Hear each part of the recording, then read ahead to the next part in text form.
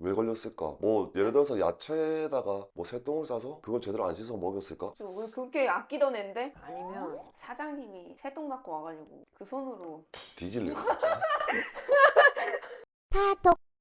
하나 둘셋 네, 안녕하세요. 김군입니다. 오늘은 Q&A 시간. 어제 부산 갔다가 새벽에 도착했거든요. 3시에 잠들어가지고 일어나자마자 카메라 앞에서 오니까 얼굴이 개박살이 났네요, 지금. 이걸로 지금 붓기를 가라앉히고 계셨어요. 이걸로 이렇게 진짜 눈이 너무 부어가지고. PD님, 오늘의 주제는 뭡니까? 오늘은 파충류들의 질병이 어떤 게 있는지 키울 때 이제 질병을 잘 알아야지, 그렇죠. 그리고 또 입양할 때도 잘 알아야지 여러모로 도움이 될 것 같습니다. 오늘은 파충류에 관련된 질병들 재밌게 이야기를 해볼 건데, 저번에 썰이 되게 반응이 좋더라고요. 썰을 좀 풀고 싶은데 최대한으로 한번 풀어볼게요. 자, 첫 번째, 외형으로 확인할 수 있는 질병들 중에 하나인 피부. 크레스티드 게거 같은 경우에는 건강한 개체들은 잘 아시겠지만 탈피를 잘하는 개체 같은 경우에는 방수되는 거 아시죠? 물 뿌리면 네. 땡땡땡땡땡땡 튕겨져 나가는데, 맞아. 탈피 못한 애들 보면 물이 막 흡수되는 거잖아요. 근데 왜 탈피가 중요한가? 그 피부가 따지고 보면 이런 얇은 옷이랑 똑같은 개념이 되거든요. 중요한 건 뭐냐? 체내 수분이랑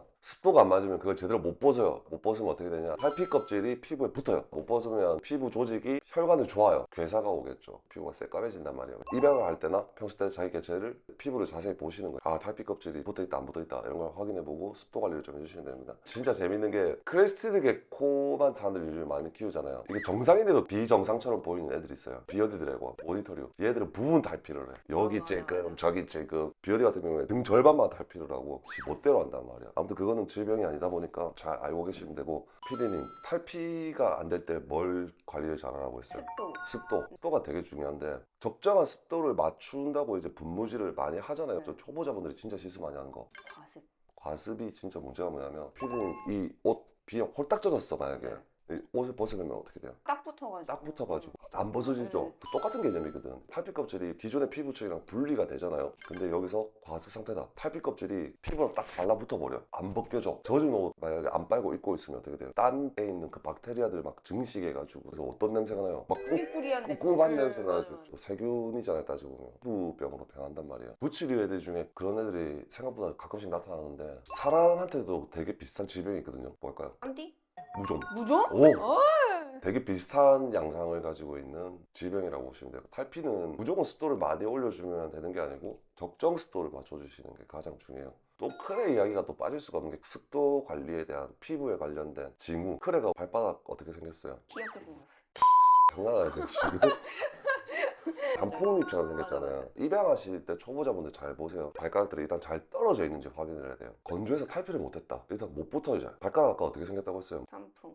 동글동글하게. 네네. 근데 사람 손처럼 돼 있어. 아 맞아요. 탈피를 못했거나 그쵸. 아니면은 뭐가 문제가 있거나. 말려서 이렇게 뭉쳐 있는 거야. 부치류 한정이고, 비어디나 이런 애들은 다 원래 이렇게 생겼으니까. 이런 식으로 발가락 모양 잘 보시고 배를 잘 보셔야 돼요. 질병 체크를 할 때는 입양할 때도 중요하니까 그런 것들 꼭 체크하시고 입양하는 게 좋습니다. 피부 관련돼서 외부 기생충, 크레는 거의 없어. 그쵸. 스케일이라고 부르는데 사이사이에 끼어 있는 애들이거든요. 편하게 외부 기생충들은 국내에서는 진드기라고 막 이렇게 많이 부르잖아요. 대부분 해외에서 넘어오다 보니까 마이트랑 틱으로 크게 나눠진단 말이에요. 틱은 겁나 커요. 이만해요. 이거 진짜 막 이만한 게 막 고추나무 심하네.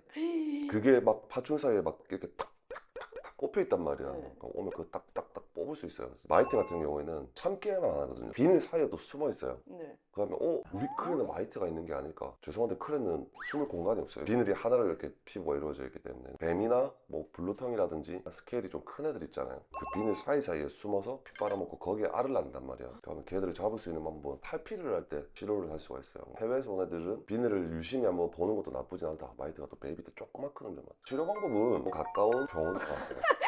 자가치료는 되게 좋은 게 아니야. 썰 같은 거 보면 우리나라 열악했잖아, 환경이. 수의사들도 볼 줄 아는 거의 없잖아요. 마이트 잡을 때 온욕을 갖다가 일주일 동안 시키고 막 그랬었어. 어쩔 수가 없는 게, 이렇게라도 못 잡으면 얘는 죽으니까 그 온욕을 일주일 동안 시킬 때 어떻게 시키냐면, 전기장판을 진짜 좋은 걸 갖다가, 왜냐면 물 계속 식으니까 끓일 수는 없잖아, 파충류라는 거. 잠시 또 체온을 맞춰주면서 물 안에 넣어놔야 되잖아, 얘를. 그러니까 나름 지극정성이었던 거네요. 그치, 한 웬일날 마이트 한번 잘못 터져가지고 뱀 30마리가 그 마이트가 다 옮겨가거든요. 그래서 네. 그 마이트 걸린 렉 살점을 빼서 철물점 가서 철망을 다 사와서 액정 터보에다가 철망을 이렇게 딱 올렸어요. 올린 다음에 케이블 타이로 다 묶었어요. 거기다가 뜨거운 물을 넣고 뱀을 그 안에 넣어서 밑에 전기장판을 깔고 30마리를 30배 살점에 다 깔았어요. 와. 그걸 매일 와서 온도 체크하고 감기 걸리니까 수온이 25도 이하로 안 떨어지게끔 여름철에 제일 더운 날 골라가지고 시꺼하면서 잡았던 경험이 있고, 그리고 두 번째가 기름을 이렇게 애들한테 발라가지고 탈피했을 때 마이트가 질식을 하거든요. 기름을 바르면 탈피하기 전에 싹 바르고 애들 탈피하면 다시 몸에 있는 기름기 제거해주고. 근데 우리 애는 소중하잖아. 네. 옥수수 식용유가 되게 저렴하잖아요. 네. 매니아들끼리 브리더들끼리 우리는 소중하니까 우리 애는 올리브유를 해줄 거야. 그래서 정성스럽게 붓으로 막 발라줬던 기억이. 자가치료법이란 게 위험할 수도 있어서 이거 하지는 마세요. 식용유 바르는 거 하지 마세요. 온욕 일주일 동안 시키는 거 함부로 하지 마세요. 개체 잘못하면 죽을 수도 있기 때문에. 그때는 병원 가도 치료할 수가 없었어요. 가장 좋은 거는 탈피 오기 전에 온욕 매일 시켜주는 게 제일 효과적이었던 것 같아요. 그러니까 비늘 사이에도 공기층이 있어서 걔들이 살아남단 말이야. 아무튼 외부위생충은 맞아요.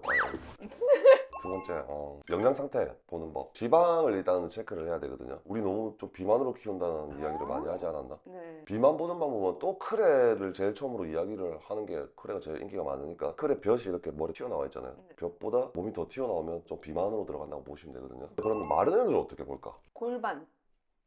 정답. 정확히 골반보다는 꼬리가 시작되는 부분. 이게 뼈 튀어나오는. 그쵸. 그리고 두 번째가 뭐냐면, 사람은 어디가 살이 제일 잘 찌지? 배. 그쵸. 제일 안 찌는 데는 어디예요? 팔. 팔다리. 파중이는 거기서 마지막으로 꼬리. 꼬리가 제일 지방이 마지막에 차거든. 아, 그래요? 거기가 골반 뼈가 튀어나온다는 건 꼬리 지방이 거의 없다는 뜻이에요. 말랐다는 뜻이지. 우리가 입양할 때 골반을 본다. 뭐 성체면 모르겠어요. 근데 우리 입양할 때 대부분 어떤 거? 베이비들. 사람들은 소화 비만이 좀 많은 편이긴 한데, 파충류는 성장기 때 지방이 차기도 전에 이렇게 쭉 성장 쪽으로 영양소를 많이 쓰기 때문에 베이비들은 골반이 튀어나온 경우가 좀 많다. 이 영상 보고 꼬리뼈 튀어나온 거 보고 와, 이 애는 영양 실조입니다 이렇게 말하면 저는 욕먹을 것 같아요. 자, 그 다음에 MBD 많이 들어보시죠? 대사성 골질환이라고 부르거든요. 네네. MBD는 과연 치료가 가능할까? 아니지 않아요? 네, 안 돼. MBD가 어떤 건지 간단하게 먼저 설명부터 하면, 말 그대로 칼슘이 부족해서 뼈가 정상적으로 자라지 못한 걸 갖다가 이제 MBD라고 말하는데, MBD는 중력이랑 되게 밀접한 관계가 있는 질병이거든요. 중력이라는 단어를 이야기하는 이유가 딱 그거예요. 부치리는 벽에 붙어 있고요. 네. 그라운드성 도마뱀들은 땅에 있어요. MBD가 오는 양상 자체가 달라요. 그러면은 주행성 애들은 앞발부터 와요. 와. 몸무게를 앞발로 버티다 보니까 앞발, 뒷발부터 쉬어요. 크레는 어디부터 오게요? 꼬리. 꼬리 아니면 척추. 왜? 세로로 중력 방향을 받으니까. 앞발 오는 크레도 있어요. 땅에서 많이 활동하는 애들도. 척추랑 꼬리 MBD가 오는 케이스가 되게 많아요. 목이 짧아진다든지 이런 식으로. 자기가 오네. 아까 전에 말했듯이 MBD는 치료가 불가능한 이유가 뼈가 이미 형성된 상황인데 그 뼈를 어떻게 펴줄 거냐고. 그래서 MBD는 치료라는 목적보다는 중단시킨다라는 표현을 좀 많이 쓰는 이유가, MBD가 진행되는 걸 멈추게 해줄 수 있는 수용성 칼슘제 이런 것들, 빨리 흡수될 수 있는 것들 많이 먹이죠. MBD를 갖다가 예방하려면 항상 총 먹이 급여량의 3% 이하로 칼슘제를 필히 급여를 해주셔야 된다. 주행성 같은 경우에는 UVB를 켜줘야 됩니다. 필수로. 칼슘을 흡수하는 신체 메커니즘 자체가 야행성이랑 주행성이랑 완전 달라요. 다음은 아까 전에 우리 좀 징그러운 이야기, 마이트 네. 틱 이야기 했었죠. 네. 그걸 자, 외부 기생충이라고 합니다. 반대로 뭐가 있을까요? 내부 기생충. 편충, 요충 뭐 엄청 많잖아요. 보면 기생충 종류가 크게 4가지, 5가지 이렇게 분류되는 걸로 알고 있는데, 기생충 같은 경우에 이제 확인하는 법. 첫 번째, 배변을 봤을 때 배변에서 흰색깔 지렁이가 막 돌아다닌다. 맞아요. 두 번째, 원충으로 인한 장내 출혈. 어떻게 하면 예방을 할 수가 있는가? 첫 번째, 먹이는 항상 세척을 해서 줘라. 그러면 세척을 못하는 애들은 어떡하지? 귀뚜라미 뭐 빡빡 닦아요? 락스를 이런 걸로? 귀뚜라미 배는 어떻게 닦을 거야? 막 배 갈라서 생선처럼 내장 이렇게 걸러내서 줄 거야? 근데 너 어떻게 그렇게 줘야 돼요? 두 번째는 귀뚜라미 같은 경우는 검증된 농장에서 그거밖에 방법이 없어요. 자, 이쯤에서 제가 좀 슬픈 에피소드 하나 이야기하도록 하겠습니다. 제가 옛날 비어디 드래곤의 완전 미친 새끼였다는 걸 알고 있죠. 네, 미친놈이었던 거. 제가 제일 아끼는 엄청 이쁜 비어디 드래곤이 기생충으로 하늘을 떠났어요. 원충 감염으로. 그건 어떻게 치료를 못해요? 원충 같은 경우에는 엄청 작은데 그게 안에서 너무 많이 증식이 되면 혈변을 보거든요. 근데 그걸 치료하려고 제가 아까 전에 뭐 제가 마이트 잡는다고 자가 치료한다고 했지만, 내부 기생충 그게 안 되잖아요. 그건 전문 수의사한테 부탁을 해야 되니까 기생충 약을 받았어요. 근데 처방을 해주면서 의사 선생님이 하시는 말씀이, 기생충 약은 어떻게 보면 충을 죽이는 약이잖아요. 개체한테도 안 줘. 간을 많이 악화시키는 거예요. 약을 먹이면 먹일수록 얘가 야유어 가는 거야. 여러분들, 잠시 주제를 바꿀 건데, 약국 가서 기생충 약 사서 처방할 생각하지 마세요. 그거 조금 양 잘못 넘어가 버리면 대체 바로 죽어요 진짜. 기생충이 발견됐다? 무조건 병원에 데려가세요. 거기에 맞는 약을 처방받아서 먹여야 돼요. 그래서 제가 아끼던 개체가 약을 먹였음에도 불구하고 혈변을 보다가 하늘로 떠났어요. 근데 그 개체가 왜 원충에 감염이 됐을까? 원충은요 원충이요? 대부분 조류들이 많이 들고 있어요. 왜 걸렸을까? 뭐 예를 들어서 야채에다가 뭐 새똥을 싸서 그걸 제대로 안 씻어서 먹였을까? 왜 그렇게 아끼던 앤데? 아니면 사장님이 새똥 맞고 와가지고 그 손으로 뒤질래요 진짜. 추론이라기보다 거의 확신에 가득 찼던 이유가 2010년도, 2012년도 이럴 때는 귀뚜라미가 워낙 대량으로 많이 키우다 보니까 계란판을 엄청 많이 쓰잖아요. 네. 중고 계란판을 쓴 거야.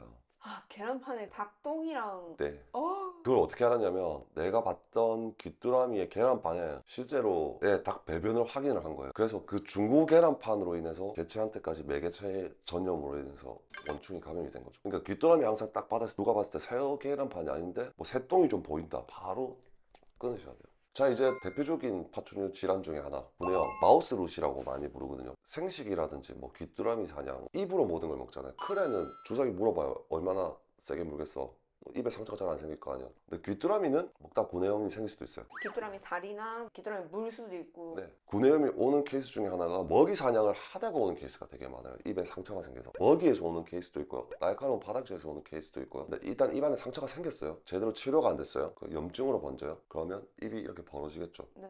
그러면 어떻게 해야 돼요? 그러면은 병원 데리고 가야죠. 정답. 치료하려고 하지 마세요. 알보칠레한테 바를 생각도 하지 말고. 알보칠레는 왜 죽어요? 아니, 죽어. 마우스롯은 항상 조심해야 되는 게 파충류가 입이 대부분 커요 보면 귀 바로 옆에 있고 눈 바로 옆에 있고 그 위에 뭐가 있어요? 네. 머리. 실제로 해외에서 자료 같은 거 제가 예전에 공부할 때 많이 배웠었는데 구내염이 뇌까지 전이 돼가지고 죽는 케이스가 생각보다 좀 있어요.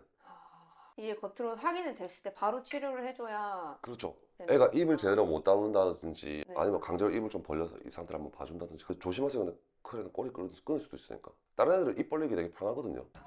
토끼는 치악력이 있어서 절대 안 먹어요. 걔는 논외로 하시죠. 사바나 뭐 모니터 이런 경우는 밥 먹을 때 워낙 입을 크게 벌리니까 맞아요. 일부러 먹이를 이렇게 흔드는 거야. 그러면 응. 애가 입 벌리고 맞아. 머리 구내염 있나 이러고 딱 넣어주고 그런단 말이야. 맞아. 그리고 싸우다가 합사를 했을 때 짝짓기를 하는 과정에서도 구내염이 오는 케이스가 있어요. 먹이, 바닥재, 구조물 날카로운 거 조심해라. 여기까지. 오늘은 이렇게 질병부터 시작해가지고 제가 경험했던 이야기들부터 시작해서 이제 초심자분들이 알면 좋은 내용들을 갖다 한번 다뤄봤습니다. 좀 재밌는 컨텐츠들 막 많이 생각해볼까 하는데 어떤 거 있는지 뭐 댓글 많이 남겨주시면 저희가 참고해가지고 또 준비해보도록 할 거고 이제 또 Q&A 했으니까 다음에는 방문기 쪽으로 한번 컨텐츠 준비해보도록 하겠습니다. 알겠습니다. 저는 이상으로 김고은이었고 저는 다음 영상에 찾아뵙도록 하겠습니다. 감사합니다. 그러면 이게 왜 계속 없어요 진짜. 좀 이따 할까요? 좀 더 자다 올래요? 제정신이 아닌 것 같고. 사실 잠이 더 깨서 죽을 것 같아요. 자 좋습니다. 다시 자 어쨌든 할말 까먹었잖아.